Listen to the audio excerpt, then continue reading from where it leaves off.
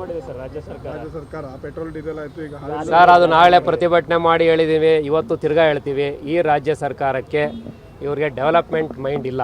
ಕೇವಲ ವೋಟ್ ಗಿಟ್ಸ್ಕೊಳಕ್ಕೆ ರಾಜಕಾರಣ ಮಾಡೋದಕ್ಕೆ ಸ್ಕೀಮ್ನ ಒಂದು ಡಿಸೈನ್ ಮಾಡಿ ಒಟ್ಟಿನಲ್ಲಿ ಜನರನ್ನು ದಾರಿ ತಪ್ಪಿಸ್ತಾ ಇದ್ದಾರೆ ಮತ್ತು ರಾಜ್ಯನ ಬಿಕಾರಿ ಮಾಡ್ತಿದ್ದಾರೆ, ಬ್ಯಾಂಕ್ರಪ್ಟ್ ಮಾಡ್ತಾರೆ, ಪಾಪರ್ ಮಾಡ್ತಿದ್ದಾರೆ.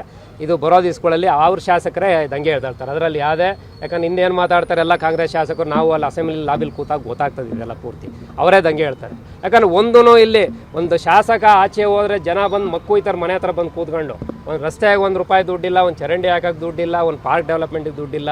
ಎಲ್ಲಿ ಹೋಗ್ತಾರೆ? ಯಾವುದೇ ಶಾಸಕ ಇರಲಿ, ಅವ್ನು ಯಾವುದೇ ಪಕ್ಷದವನು ಇರಲಿ, ಇವರು ಎಲ್ಲ ತಗೊಂಡು ಓಟ್ಗೋಸ್ಕರ ಯಾವುದೋ ಗ್ಯಾರಂಟಿನಲ್ಲಿ ಎಲ್ಲ ಓಟ್ ಕನ್ವರ್ಟ್ ಆಗ್ತದೆ ಅಂತ ಮಾಡಿ ಅದು ಫೇಲ್ ಆಯಿತು.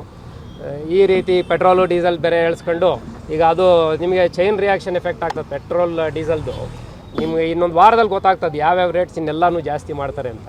ಸೊ ರಾಜ್ಯ ಸರ್ಕಾರ ಅದು ಸಿದ್ದರಾಮಯ್ಯನಂಥವ್ರು ಅಷ್ಟೊಂದು ಬಜೆಟ್ ಮಂಡಿಸಿರೋವಂಥವ್ರು ಯಾಕೆ ಈ ರೀತಿ ಡಿಸಿಷನ್ನು ತಗೊತಾ ಇದ್ದಾರೆ? ರಾಜ್ಯನ ಇವರು ಸಾಲದ ಶೂಲಕ್ಕೆ ಮತ್ತು ರಾಜ್ಯನ ಪಾಪರ್ ಮಾಡೋ ಸ್ಥಿತಿಗೆ ತಗೊಂಡು ಹೋಗ್ತಿರೋಂಥದ್ದು ಗ್ಯಾರಂಟಿ. ಪ್ರತಿಯೊಬ್ಬರಿಗೂ ಕೂಡ ಬೇಕು, ಯಾಕಂದ್ರೆ ಚಿಕ್ಕ ಮಕ್ಕಳಿಗೆ ಎಲ್ಲರೂ ಕೂಡ ಹಾಲು ಬೇಕಾಗಿರುವಂಥದ್ದು. ಆದರೆ ಈ ಥರ ದರ ಜಾಸ್ತಿ ಮಾಡೋದ್ರಿಂದ ಖಂಡಿತವಾಗ್ಲೂ ಸರ್ ನೋಡಿ ಇನ್ನೂ ಜಾಸ್ತಿ ಆಗ್ತದೆ. ಈಗ ಏನು ಈಗ ಅವರಲ್ಲೇ ಬಸ್ ಚಾರ್ಜು ಜಾಸ್ತಿ ಮಾಡ್ತೀವಿ ಅಂತ ಹೇಳಿದ್ದಾರೆ, ಬಸ್ ರೇಟ್ನ ಅವ್ರ ಮಂತ್ರಿನೇ ಹೇಳಿದ್ದಾರೆ ಪೂರ್ತಿ.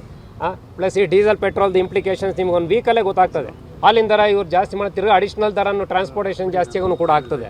ಈ ರಾಜ್ಯ ಸರ್ಕಾರಕ್ಕೆ ಗೊತ್ತೂ ಇಲ್ಲ, ಗುರಿನೂ ಇಲ್ಲ. ಇವ್ರಿಗೆ ಅಧಿಕಾರ ಎಂಜಾಯ್ ಮಾಡೋದು, ಸೀಟ್ ಗೆಲ್ಲೋದೇ ಮುಖ್ಯ ಬಿಟ್ಟರೆ ರಾಜ್ಯದ ಹಿತ, ದೇಶದ ಹಿತ, ಜನರ ಹಿತ ಇಲ್ಲವೇ ಇಲ್ಲ ಇವರು.